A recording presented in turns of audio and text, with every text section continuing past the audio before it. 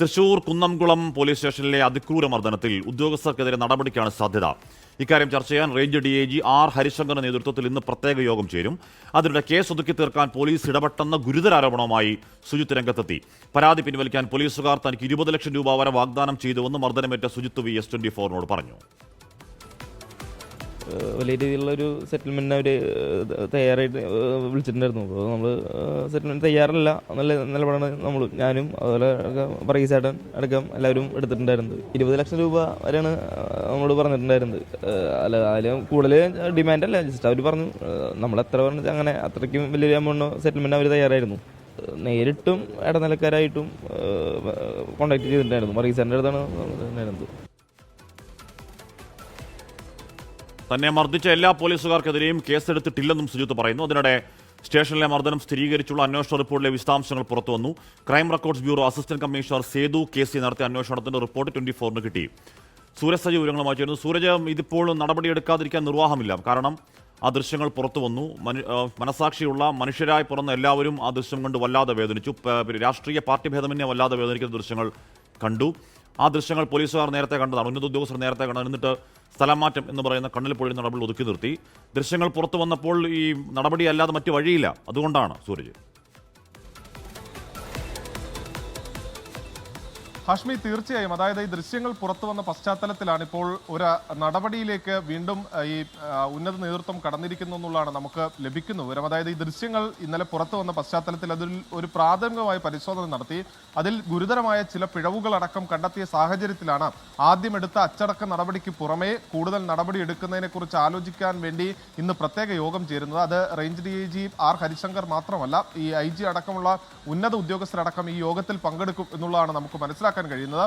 അച്ചടക്ക നടപടിയിലേക്ക്, അതായത് വീണ്ടും ഒരു നടപടിയിലേക്ക് തന്നെ കടക്കുന്നു എന്നുള്ളതാണ് നമ്മൾ മനസ്സിലാക്കുന്നത്. കാരണം ഇത്രയും ക്രൂരമായ മർദ്ദനം നടന്നിട്ടും എന്തുകൊണ്ട് അവർക്കെതിരെ ഒരു കടുത്ത നടപടി ഉണ്ടായില്ല എന്ന് പൊതുസമൂഹം ഒന്നാകെ ചോദിക്കുന്ന ഒരു സാഹചര്യം ഉണ്ടായി. അതിൽ രാഷ്ട്രീയ ഭേദമന്യേ തന്നെ എല്ലാവരും ഉണ്ടായത് ഒരു അതിക്രമമാണ് എന്ന വിലയിരുത്തലിൽ തന്നെയാണുള്ളത്. പ്രത്യേകിച്ച് ഈ പോലീസിന്റെ ഭാഗത്ത് നിന്ന് ഇത്തരം അക്രമങ്ങൾ ഒഴിവാക്കുന്നതിന് വേണ്ടിയാണ് ഈ CCTV ക്യാമറകൾ അടക്കം വിവിധ സ്റ്റേഷനുകളിൽ സ്ഥാപിച്ചിരിക്കുന്നത്.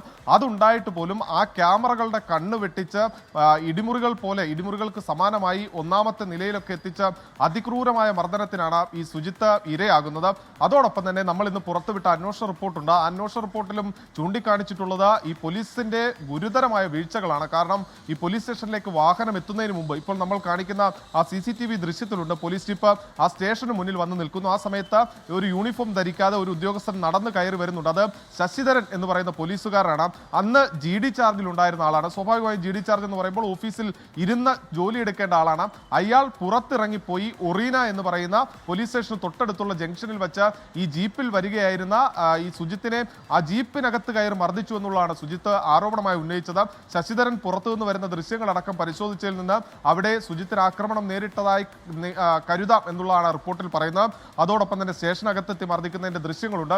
ഇതിനുശേഷം മുകളിലത്തെ നിലയിലേക്ക് സുജിത്തിനെ കൊണ്ടുപോകുന്നു. തൊട്ടു പിന്നാലെ ലാത്തിയുമായി പോലീസ് കയറിപ്പോകുന്നതിന്റെ CCTV ദൃശ്യങ്ങൾ ലഭിച്ചിട്ടുണ്ട്. അങ്ങനെയെങ്കിൽ മുകളിലത്തെ നിലയിലും സുജിത്തിന് മർദ്ദനം നേരിട്ടിട്ടുണ്ടാകാം എന്നുള്ളതാണ് ഈ റിപ്പോർട്ടിൽ കണ്ടെത്തിയിരിക്കുന്നത്. അതോടൊപ്പം തന്നെ ഈ സുജിത്തിനെ മർദ്ദിക്കുന്ന ഇപ്പോൾ നമ്മൾ പുറത്തുവിട്ട CCTV ദൃശ്യങ്ങളടക്കം ലഭിച്ചിട്ടുണ്ടെന്നും ഈ റിപ്പോർട്ടിൽ ചൂണ്ടിക്കാണിക്കുന്നു. അങ്ങനെ അടിമുടി പോലീസിന്റെ വീഴ്ചകൾ എണ്ണിപ്പറയുന്ന റിപ്പോർട്ടാണ് നമ്മൾ പുറത്തുവിട്ടത്. പക്ഷേ ഈ റിപ്പോർട്ടൊക്കെ ഉണ്ടായിട്ടും എന്തുകൊണ്ട് ഒരു കടുത്ത നടപടിയിലേക്ക് കാര്യങ്ങൾ പോയിരുന്നില്ല എന്നുള്ളതാണ് വലിയ ആക്ഷേപമായി ഉയർന്നത്. ഇതോടുകൂടിയാണ് ഒരു നടപടിയിലേക്ക് അടക്കം കടന്നിരിക്കുന്നത്.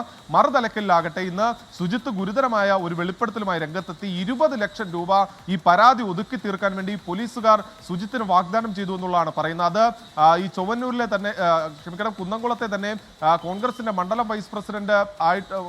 വൈസ് പ്രസിഡന്റുമായി ചേർന്നുകൊണ്ടാണ് അദ്ദേഹവുമായാണ് ഒരു ചർച്ചകൾ നടത്തിയത്. പക്ഷേ ഇതിന് വഴങ്ങിയില്ല. തങ്ങൾ നിയമപോരാട്ടവുമായി മുന്നോട്ട് പോവുകയാണ് എന്നുള്ളതാണ് സുജിത്ത് ഇപ്പോഴും പറയുന്നത്. ഹാഷ്മി, ഓക്കെ. സൂരജ് സജിയാണ് വാർത്തയുടെ വിവരങ്ങൾ നൽകിയത്. ആദ്യഘട്ടത്തിൽ ഈ ഗുണ്ട ആക്ടിൽ പെടുത്തും, ജീവിതം ഇല്ലാതായി കളയും എന്നൊക്കെയുള്ള ഭീഷണി. ആ ഭീഷണി കൊണ്ടും കേസിൽ നിന്ന് പരാതിയിൽ നിന്ന് പിന്നോട്ട് പോകാത്തപ്പോൾ 20 ലക്ഷം രൂപ വരെ വാഗ്ദാനം ചെയ്യൽ, അതിലും വഴങ്ങാതെ ആണ് നിയമപോരാട്ടം സുജിത്തും കൂടെയുള്ള വർഗീസേട്ടൻ എന്ന് അവർ വിളിക്കുന്ന അവരുടെ നേതാവും ഒക്കെ നടത്തിയത്. അതിനുശേഷം ആ ദൃശ്യങ്ങൾ പുറത്തേക്ക് വരുന്നു. ഈ ദൃശ്യങ്ങൾ ഈ ഉന്നത ഉദ്യോഗസ്ഥർക്ക് നേരത്തെ കണ്ടവരാണ്. അവർക്ക് അന്നൊന്നും തോന്നാത്ത ഞെട്ടൽ ഇപ്പോൾ വരുന്നതിൻ്റെ കാരണം അത് എന്താണ്? അത് നാട് മുഴുവൻ കണ്ടു, നാട് മുഴുവൻ വലിയ രോഷം ഉണ്ടാവുന്നു. നടപടി എടുക്കാതിരിക്കാൻ കഴിയാത്തൊരവസ്ഥ ഉണ്ടാകുന്നു. മാത്രമല്ല, തെരഞ്ഞെടുപ്പും വരാൻ പോകുന്നുണ്ടല്ലോ.